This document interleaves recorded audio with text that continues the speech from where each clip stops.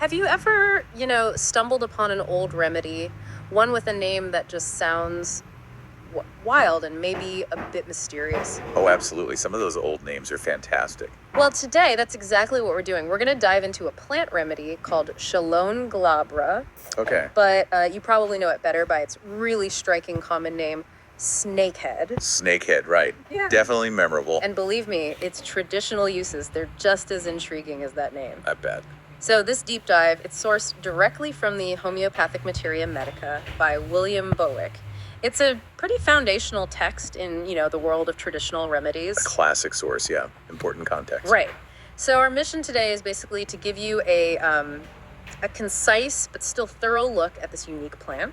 What were the historical claims, and why did it stand out so much in traditional medicine? Sounds good. Let's get into it. Okay, let's unpack this. So first off, the plant itself, we're looking at Chelone glabra, but commonly called snakehead, or sometimes just Chelone. It's quite a name, isn't it? It really is. That name alone makes you curious. And, talking about a materia medica like Boericke's, it's important to understand what these texts are. Sure. They're more than just like a list of plants. Think of it as a kind of historical record, a pharmacopoeia almost.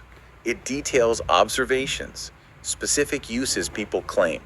Right, based on experience. Exactly. Generations of practical experience compiled. It's like this old detailed logbook of how they believe these natural things worked with the body. And the level of detail in that logbook, it can be pretty remarkable, especially when you look at snakehead's main traditional uses. Yeah.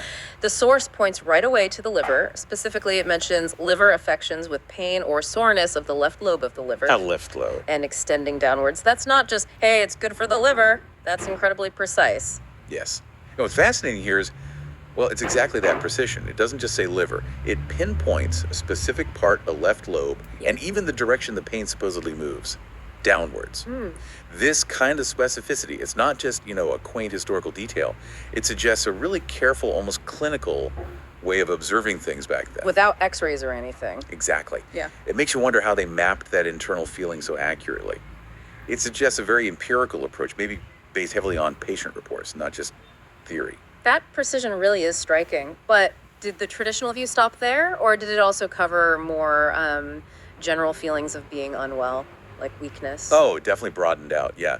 Beyond just the liver focus, the Materia Medica does note these wider systemic kinds of issues. Okay. Talks about debility, general weakness, and also malaise following intermittence.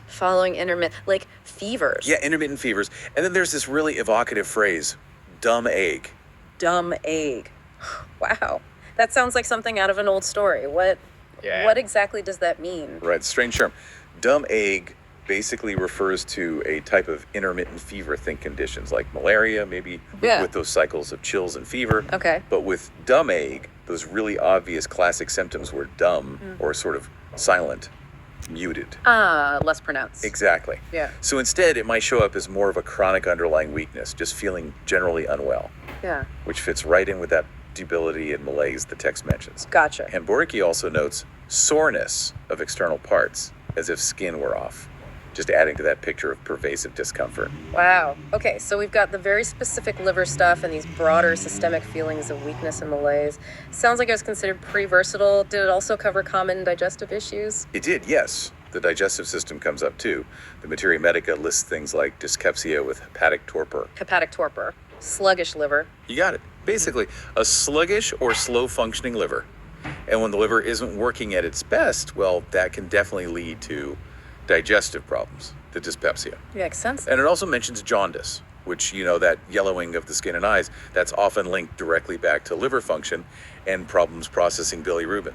So it all ties back logically to that liver focus we saw earlier. Okay, so liver, debility, digestion. Okay. But then Boericke's text includes this claim that's just, it almost feels like it's in bold type. Here's where it gets really interesting. The source states, flat out, it's an enemy to every kind of worm infesting the human body. Wow. Enemy to every kind. Right. Specifically calls out round and thread worms, but that phrase, enemy to every kind of worm, it's so definitive. Yeah. Absolute. Yeah, that is remarkable. If we connect this to the bigger picture, that kind of sweeping statement is pretty unusual.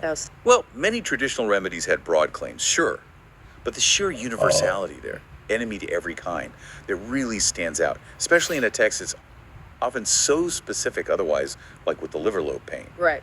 It suggests they saw this as a really powerful, maybe even primary property of Chelone glabra, perhaps its main claim to fame, traditionally speaking. It's a very strong assertion about its anti-parasitic effects. A really bold claim. And for people wondering how it was actually used back then, does the Materia Medica give any hints about dosage? It does, yeah. Brief mention. It says it was typically used as a tincture in 1 to 5 drop doses. A tincture. So like an alcohol extract. Usually, yes. Yeah. A concentrated liquid extract, often made with alcohol, allows for those small but presumably potent doses. 1 to 5 drops isn't much. Okay, so let's just quickly recap this deep dive then. Chelone glabra, or snakehead. We've seen this traditional focus on really specific liver complaints, left lobe pain going downwards. Right. It's used for general weakness, malaise, maybe linked to those dumb aches, those silent fevers. That underlying debility, yeah. And then, maybe most strikingly, this incredibly bold claim. An enemy to every kind of worm, especially roundworms and threadworms. Exactly. And, the unique nature of those claims, especially the worm one, within a text like Boericke's Materia Medica, it really does underscore the value of looking at these historical perspectives. How people saw these remedies. Precisely.